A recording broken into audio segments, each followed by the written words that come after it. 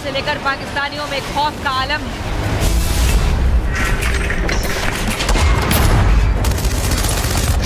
मोदी ने पहले ही सेनाओं को खुली छूट दे दी है, जगह, तारीख और टारगेट खुद तय कर दे। प्रधानमंत्री मोदी का एक्शन प्लान जारी है, क्योंकि मोदी पोस्टमार्टम नहीं अब ऑपरेशन करेंगे, क्योंकि पोस्टमार्टम तो मुर्दों का होता है और पाकिस्तान तो आतंकिस्तान का गढ़ बना बैठा है, तो उनका तो इलाज ही होगा और इलाज भी ऐसा जो दुनिया देखेगी।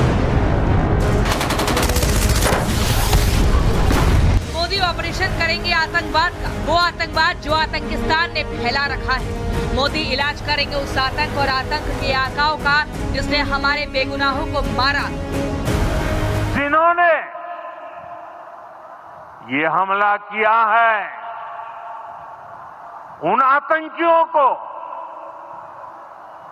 और इस हमले की साजिश रचने वालों को उनकी कल्पना से भी बड़ी सजा मिलेगी। सजा मिलकर के रहेगी। अब आतंकियों की बची खुची जमीन को भी मिट्टी में मिलाने का समय आ गया है। मोदी ऑपरेशन करेंगे उन आतंकियों का जो हिंदुस्तान की टॉप लिस्ट में है, जिसमें सबसे पहला नाम है हाफिज सईद का। हाफिज सईद लश्कर-ए-तैयबा का चीफ है, मुंबई हमलों का भी मास्टरमाइंड है। अमेरिका ने हाफिज सईद पर $1 करोड़ का इनाम रखा है।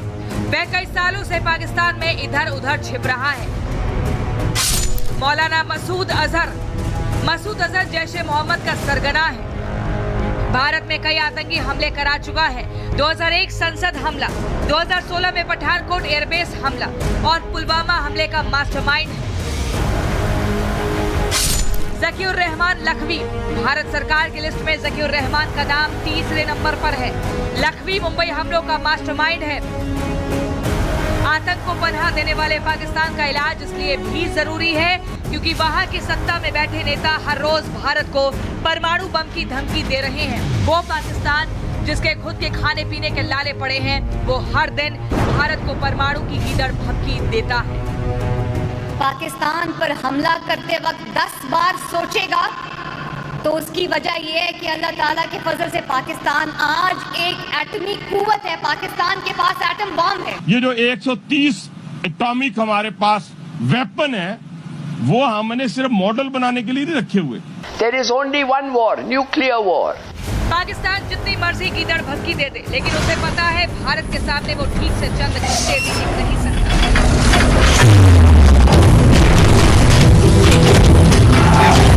At the end of the operation, जब ऑपरेशन खत्म हो जाएंगे तब आपको एक बहुत अच्छा रिजल्ट नजर आएगा और एक ज्योग्राफी चेंज होती हुई आपको नजर आएगी।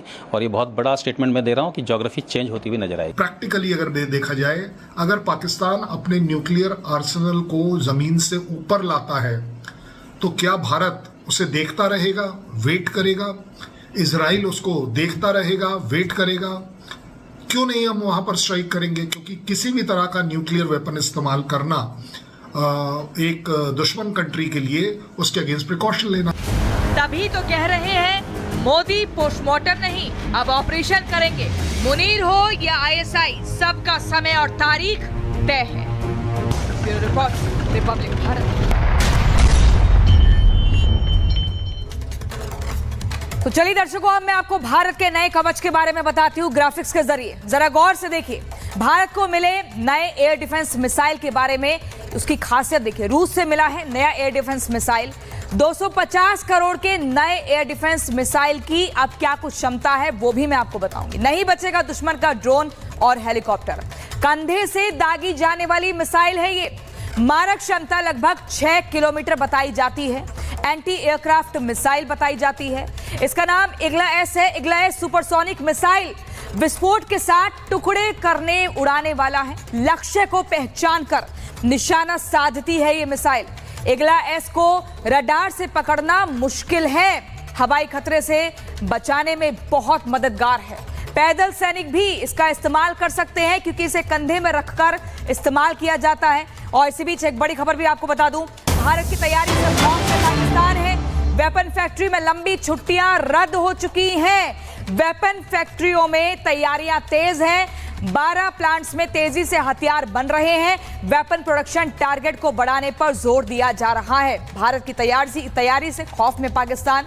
अब हथियार फैक्ट्री में लंबी छुट्टियां रद्द की जा चुकी हैं और सभी को कहा है कि आप फैक्ट्री में हथियार बनाइए, छुट्टियों पर नहीं जाएंगे। वेपन प्रोडक्शन टारगेट को बढ़ाने पर जोर दिया गया है। तो ये एक बड़ी जानकारी, वेपन प्रोडक्शन टारगेट को बढ़ाना है, इस पर जोर दिया गया है। भारत की तैयारी से एकदम खलबली में है पाकिस्तान। जम्मू कश्मीर के पहलगाम में हुए हिंदुओं के नरसंहार के बाद से भारत और पाकिस्तान के बीच तनाव चरम पर है। दोनों देश जंग की दहलीज पर खड़े हैं। भारत के हमले की आशंका से पाकिस्तान के हाथ पैर फूले हुए हैं, तो वहीं भारत ने पाकिस्तान पर हमले का ब्लूप्रिंट तैयार कर लिया है। क्या है वो ब्लूप्रिंट, इस रिपोर्ट में देखिए।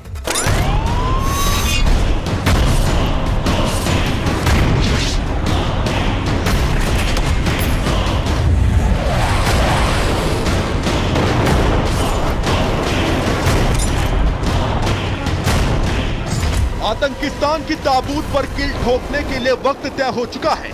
तारीख बताई जा चुकी है, टारगेट फिक्स हो गया है। अब बारी अंतिम प्रहार की है और इसी आखिरी वार के लिए पहले आर्मी चीफ, फिर नौसेना प्रमुख और आज वायुसेना प्रमुख ने पीएम मोदी से मुलाकात की, जिसमें पाक पर प्रहार का ब्लूप्रिंट तैयार हुआ।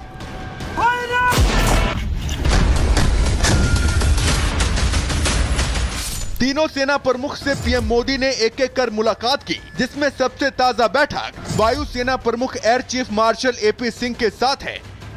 प्रधानमंत्री के साथ वायुसेना प्रमुख की मुलाकात 7 लोक कल्याण मार्ग स्थित आवास पर हुई, जहां करीब 40 मिनट तक पहलगाम हमले को लेकर चर्चा हुई, जिसमें पाकिस्तान को करारा जवाब देने की रणनीति पर मंथन हुआ और माना जा रहा है कि जल्द भारत पाकिस्तान पर बड़ी कार्रवाई कर सकता है, जिसका खाका तैयार कर लिया गया है। इससे पहले शुक्रवार को भारतीय नौसेना प्रमुख एडमिरल दिनेश त्रिपाठी ने भी प्रधानमंत्री से मुलाकात की थी। ये बैठक लगभग 1 घंटे चली थी, जिसमें नौसेना की मौजूदा तैयारी और समुद्री मोर्चे पर सक्रियता की जानकारी दी गई। 30 अप्रैल को थल सेना प्रमुख जनरल उपेंद्र द्विवेदी भी पीएम मोदी से मिले थे। उस बैठक में विदेश मंत्री एस जयशंकर और राष्ट्रीय सुरक्षा सलाहकार अजीत डोभाल भी मौजूद थे। प्रधानमंत्री आवास में बैठकों का दौर ऐसे वक्त में जारी है जब पहलगाम हमले के बाद से भारत पाकिस्तान के बीच तनाव है। ऐसे में ये मंथन इशारा कर रहे हैं पाकिस्तान की बर्बादी का, पाकिस्तान के टुकड़े टुकड़े होने का, क्योंकि पहले ही मीटिंग में प्रधानमंत्री ने स्पष्ट शब्दों में संदेश दिया था कि भारत अब जवाबी कार्रवाई के लिए तैयार है, जिसके लिए सेनाओं को पूरी ऑपरेशनल फ्रीडम दी जा चुकी है। यानी कार्रवाई का समय, तरीका और लक्ष्य ये सब अब सेनाएं तय कर चुकी हैं। अब बस मुनीर के पाकिस्तान पर आखिरी वार की बारी है। Bureau report, Republic Bharat.